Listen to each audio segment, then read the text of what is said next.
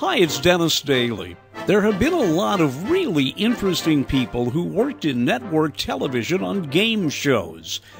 The year that I went to Truth or Consequences, New Mexico with Ralph Edwards for the annual fiesta down there, I ran into Bob Hilton. Hilton had hosted Truth or Consequences for a while, was the replacement on Let's Make a Deal, and was the sidekick to a lot of TV hosts in the early incarnation of TV game shows. He told me he was from Lake Charles, Louisiana, and that his brother had been a cameraman for a local TV station. And then the brother was inducted into the Army. And so I was 14 at the time. I went down and applied for the job. Didn't have the slightest bit of experience, but I figured my brother did it and had a good time, so I thought, hey, it sounds like a good job to me.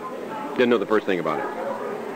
So they hired me that day because I was a big kid. I was like 6'3" and 175 pounds. They thought I was older than I was, I guess. And they put me on camera that night. This was back in the days of everything's live. I had no idea what I was doing. And so it was during a live newscast, and the director was telling me in the headset, he was saying, truck right. I didn't know what truck right meant. And for those listening, panning means you turn the camera to the left or right. Trucking means you move the entire camera to the left or right. So I presumed it meant turn to the right. He meant move to the right. So I turned to the right. And he said, no, truck right. And the more he said truck right, the more I panned right. And I ended up kind of doing like a 360 in the studio, showing all the lights and the people and everything like that. And he was yelling at me, and he said, who hired you? And I said, you did. He said, haven't you ever run camera before? I said, no. He said, you're fired. So I was kind of depressed. I didn't really get fired. But I developed this increasingly fantastic attitude about working at that TV station. And within about 6 months, I was the head cameraman while I was still going to high school. And I loved it. It was just an incredible creative time. Now, this would have been what era? About what time? In the 60s. Okay, now were you into color, still using black and white turret cameras? I mean, was it the old switch lens thing, or were you beyond that? It was the flipping lens. We didn't have zoom lenses or anything even then. As a matter of fact, we rented one for an election return. And as the head cameraman, I got to use it. And I'm sure I caused a lot of people to go blind, zooming in real fast, boom, boom, and out. You know how that pulls your eye sockets out. I don't know whether you've heard this, but I had a professor in college who was explaining camera shots of that the CU is the close-up and the MS. He said there was an MSTTP shot, which is my son, the trombone player, which he said every station had that when they got their first zoom lens. That was me. I did that. Boy, we drove people crazy, I'm sure. But all of this is a prelude to just turning 15, the TV station deciding they're going to start up a kids program for the summer, just something to fill the summertime. And I was kind of a nutty kid, still am. And they asked me if I would host a little cartoon show. At age 15? Mm-hmm. And I said, sure, what do I do? And they said, I don't know. What do I wear? I don't know. Where do I get the outfit? I don't know. They didn't provide anything. So Emmett Kelly was a clown that I admired growing up. So I kind of directed myself to look like him a little bit with oversized jeans, and I got some kind of charcoal stuff for darkening the face. The makeup I just pulled from Mom's handbag or wherever I could find it. No professional makeup whatsoever. Had a little black derby that we sewed some red twine on. That was the hair. And went on doing the show, and we had no name for the clown. And so we decided we would have a contest to name the clown. And until that time, until the contest was over, we called the clown No Name the Clown. Here it is, 30 years later, we still haven't ended the contest. Never had an end to the contest, and for all the time, the name No Name stuck with it.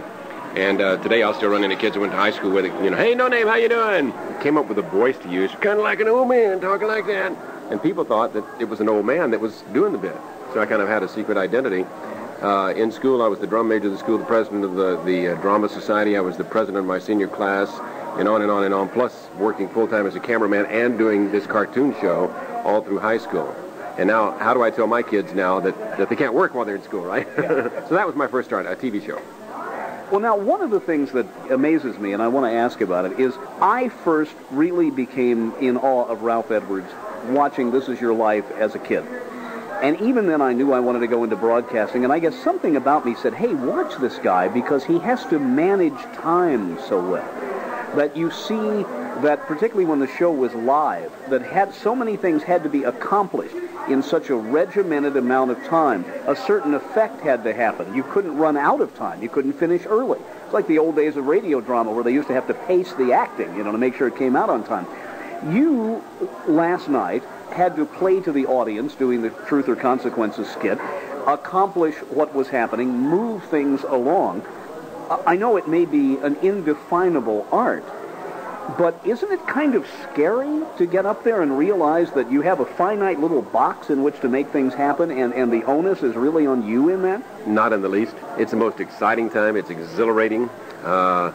You take a bit that's written on paper with words, and then you see it come to life, and you get the little innuendos of last night you're referring to. We split the husband and wife up, and he was allegedly guessing the color of his wife's eyes and hair and stuff, and was pretending that he didn't know. And I'm looking around the corner seeing this wife who's heartbroken because this husband loves her so, and she knows that he knows the color of her hair. And you've told him to play dumb. Right. So that's why he's doing it. And they'll get the prize at the end of the thing anyway. But you look there and you get these nuances of what she's doing. And you really don't know what's going to happen in an act until you do it, because he may have been the funnier one, she may have been the funnier one. It comes in the selection of the people more than it does in playing the act.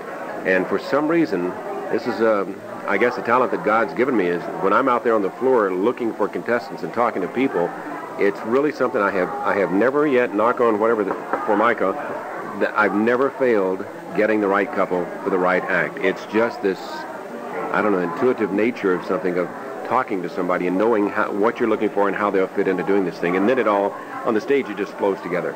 And when it happens, I would think, and I can sense this only from the limited performing I've done and having been a disc jockey and everything, that when things are cooking, it really feels good. Oh yeah, absolutely. And you were talking about narrowing something down into time. Generally what happens is if you're doing, I replaced Monty Hall on Let's Make a Deal. I did that show for NBC. You've got, say, 4 acts that you're doing in a 30-minute period. Well, if act number 2 is really playing stupendously, then you cut down 3 and you cut down 4 a little bit. So you do have a little bit of flexibility. Not a lot, but some. Bob, what is the fascination with the quiz show? I mean, if you look at the history of Truth or Consequences, having started before World War II, it was a vital morale booster during that period of time. Can you put into words what that magic is? I mean, even for the audience that's at home, is it every man up there on stage? I mean, why does it work decade after decade? Well, last night it worked because people were let in on the act. They knew that we were going to tease this woman. If we had gone a step further with her, she was starting to get a little teary-eyed. Not quite, but right at that point of, my husband doesn't know anything about me. If I had taken it just an inch more over that line, I would have lost the audience. They would have gone totally with sympathizing her and disliking me for causing her torture. And the fun of Truth or Consequences is that you play with people, you tease people, but you never hurt anybody, and everybody has a good time, and it's all playing a joke on somebody in good taste. Game shows in general were just that, of being kind of teasing with people, testing knowledge not at a really difficult level, making everybody feel good about themselves. The innocence is lost now of a lot of game shows. I looked at some old Truth or Consequences shows the other day with Bob Barker during the show. Bob was a master, but looking at what we were laughing at then is about, a fifth the speed of what you do today. Everybody, wants to get on, get going, get it over with. And they took such a time with the old acts, building them up and everything. Now it's get it on, get it off. I was trying to explain to a young friend of mine the other day the pacing of a lot of comedy of the old storytellers, like Sam Levinson, who would come on The Tonight Show and maybe take 8 or 9 minutes to get down to where he was going with a joke. A lot of people today can't sit still for that. Yeah, it's unfortunately, it's a computer kind of time spacing where you want to get to it right away. You don't want to have to wait for anything.